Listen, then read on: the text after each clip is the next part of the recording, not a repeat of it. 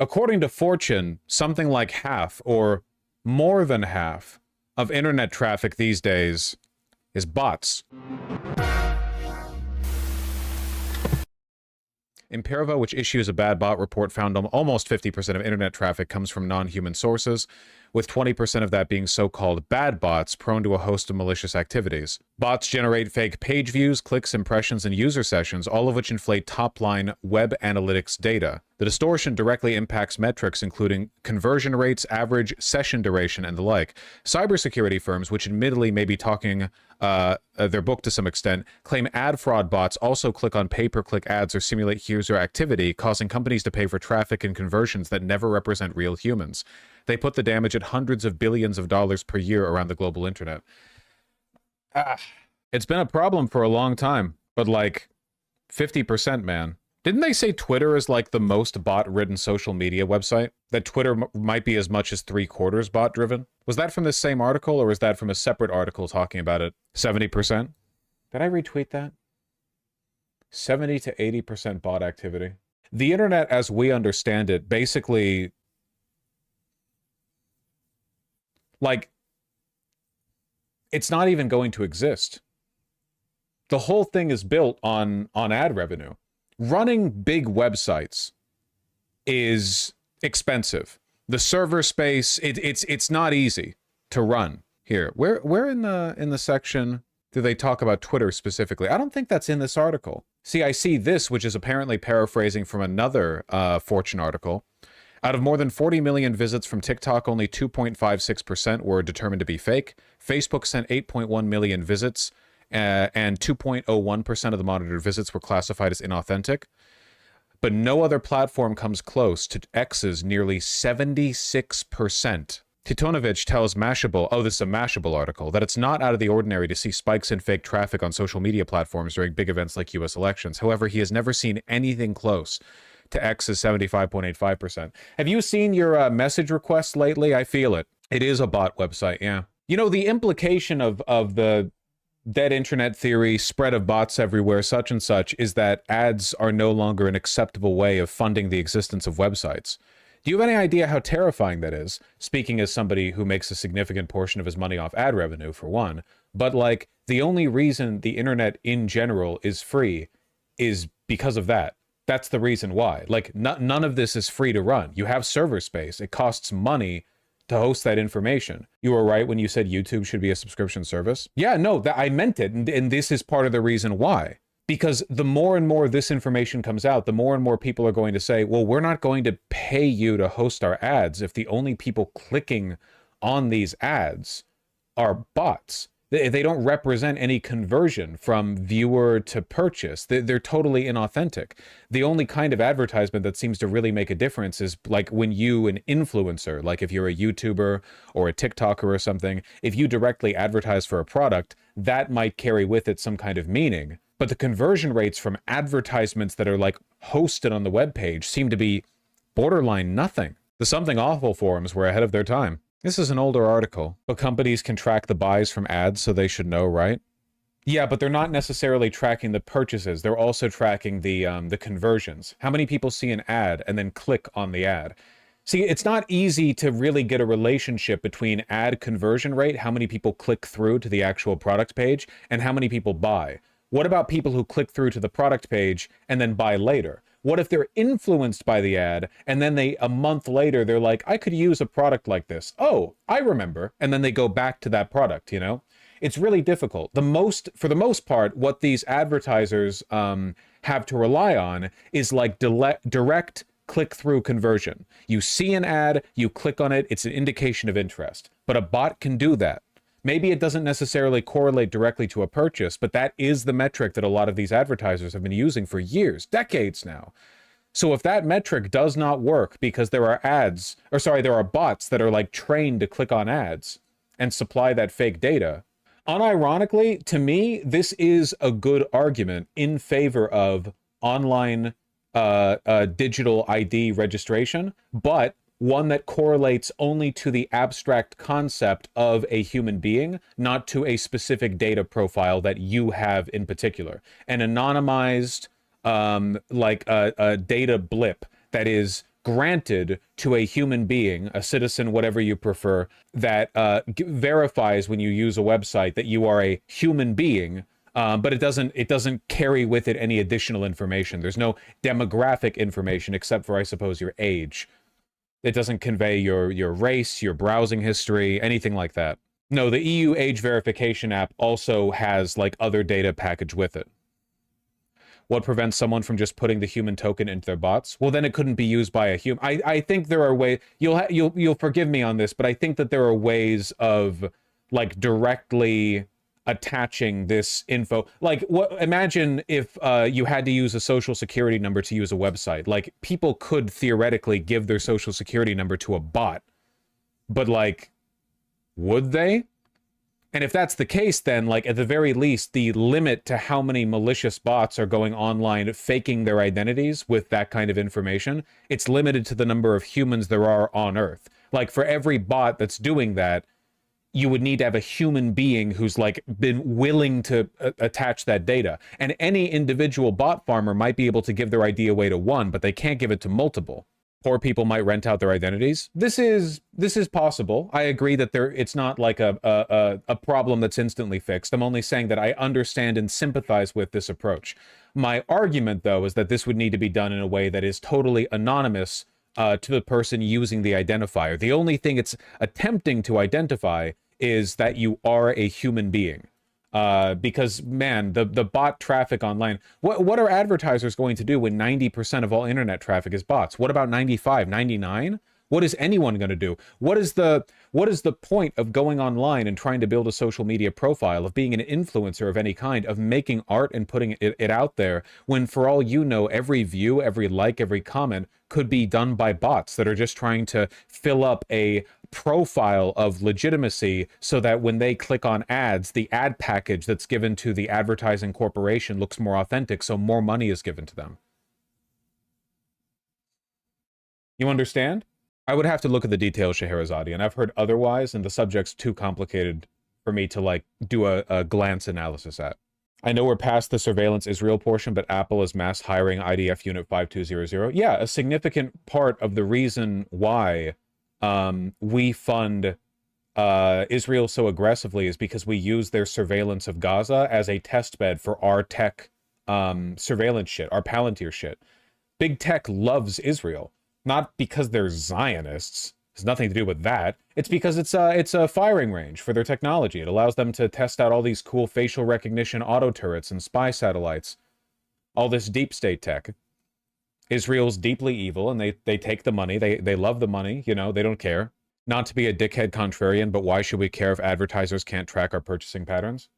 I'm not arguing that they should be able to track our purchasing patterns. I'm arguing that if you create so much noise online that advertisers can't determine anything about anything, also not just advertisers, influencers. How do you think it would feel for me? And I mean this, by the way. How do you think it would feel for me if I'm making like arguments, I'm sharing my beliefs, I'm doing my stand-up comedy, whatever, you know, I'm streaming, and then somehow I find out that 95% of the people watching, commenting, liking, subscribing are bots? Don't you think that would be a little bit despair-inducing to me? Like, genuinely, I understand that it's a joke and you all can say like, well, I am a bot, I get it, but I'm trying to engage with a serious point. That would feel like horrible for me. Even the threat that it could happen. You still get the bag though? No, because as that becomes more pervasive, the advertising value of the views becomes lower and lower. The more pervasive the bot problem becomes, the more that money gets spread around, the more advertisers are not willing to pay whatever the current like price per click is. So I do lose money, sure, but also like I lose in the sense that I have to deal with the fear that all the time I could be talking to an audience of effectively nobody. Yeah, don't you guys remember the adpocalypse? A bunch of YouTubers who you guys probably like and enjoy, or liked and enjoyed, got hit really hard because an earlier iteration of this problem happened, you know? People overestimated the viability of advertising click-through as a monetization model, and as a consequence, the money dried up and people started making a lot less. Websites would dry up. Websites you enjoy, you know? Who's to say I'm not a bot? I don't find this funny. we're talking about like a kind of existential social death here. Obviously, to an extent, it's my career, but also like it is very scary. The internet, as we know it, is built on the idea that when you get algorithmic data, you are getting it from human beings, or at the very least that the human noise is much more prominent than the bot noise, because bots have been online for, you know, a long time. It's just now they're capable of getting around detection systems like, you know, CAPTCHAs and stuff. Isn't this all not going to matter soon because the ID laws are going to kill all the bots, or am I mistaken? I would be interested in seeing how that pans out, because even if there are ID laws in the United Kingdom for people using, let's say, YouTube, does that change the fact then that bots that are registered in India could post? There's a broader issue with like website usage here, since it's all international. And then there's the fact that you're giving your information away to a government, you're giving it away to private corporations, you're feeding the sort of like Palantir machine, which is itself a kind of big bot, right? The internet runs on the fact that there is value to capture by humans paying attention to something. If you can't verify that it's human attention, there's no value. Exactly. Fundamentally, yeah. Basically, all commerce and all social engagement all over the world, online and offline, are built on the idea that there's something uniquely valuable about the attention of other human beings, whether or not they're paying you money. If you're out there on the street handing out pamphlets or yelling into a microphone about how you're on strike outside of a business you don't like, it matters if there are people listening to you versus people not listening to you. If there are, say, animals listening to you, like there are squirrels around, that might be delightful, but it's not useful to you, of course. They're just chilling. You know, if there are bots listening in some capacity, machines, it doesn't matter. Humans matter. And it's just getting worse and worse and worse. We're also at some point probably going to have to massively streamline the internet as well. We're going to have to cut down on how much money it takes to access stuff online. Because it costs money to run a website, right? Like all the, forgive my lack of understanding of how anything works, all the tubes you have to build from the servers to the homes, you know? You gotta, it's a whole thing. To an extent, it can be made cheaper to run a website if the website doesn't have that much content on it. Like YouTube is very expensive to run because it's got, you know, 1 billion hours of video, more than 1 billion. I wonder if eventually all websites are going to go back to like an early 90s text ASCII format. You know what I mean? Like, because now that nobody trusts the value of a click because there are bots everywhere, the only way to profitably run a website is to make it so that when people access information from your servers, it's the tiniest amount of information possible. Literal, like, kilobytes of information. There was a funny article about how a lot of Japanese web design being super outdated has resulted in it being way cheaper to have websites hosted in Japan than in most Western countries. That's interesting. I know most of the web is bloated as fuck.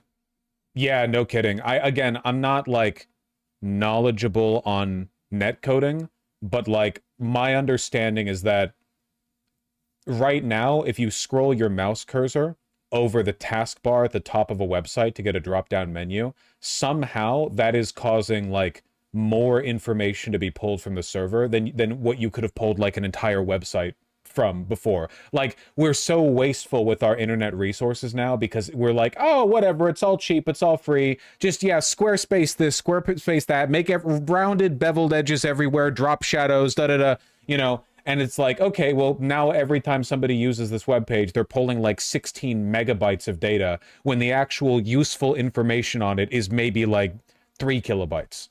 You know, like maybe we should scale it back a little bit. Just a little bit. Maybe we don't need everything having like a drop shadow and an animation. You get what I mean, right?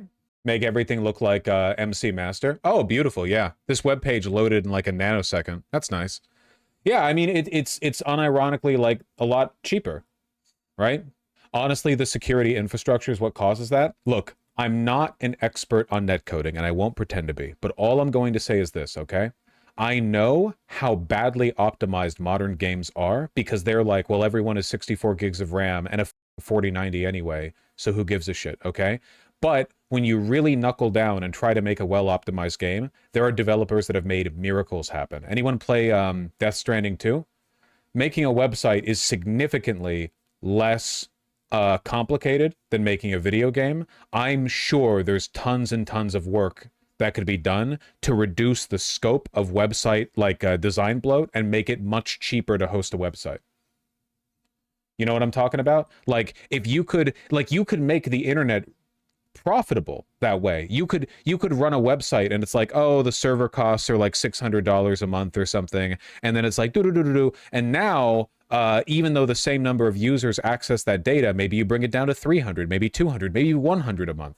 The funny thing is the stuff they're talking about, like Drop Shadow Beveled Edge, isn't even what causes the bulk of the download. They download like the whole toolkit to do everything you could possibly. If I knew a little bit more about netcoding, I would probably be like raging the fuck out right now, because what I would do is I would like go to a web page. I'd go to like the front page of YouTube, and then I would do some bullshit that shows like all the information I just pulled from YouTube, and I'd be like, what the fuck is this? What the fuck is this? Why? And I would like, you know, like this isn't this, and if you needed this, you could just pull it on a separate page. You don't need this for everything. You know what I'm talking about? A lot of it is trackers too. That's true. A lot of it is trackers. A lot of it is openly malicious. Yeah. I mean, like if you need a perfect example of how badly designed so much of like internet infrastructure is, it's not exactly internet infrastructure, but dude, Chrome's RAM usage is like, you know that like 90% of Chrome's RAM usage is like the Google Palantir eyeball staring at you and everything you do, right? They don't even need to take up that much RAM. They're doing it just for the love of the game.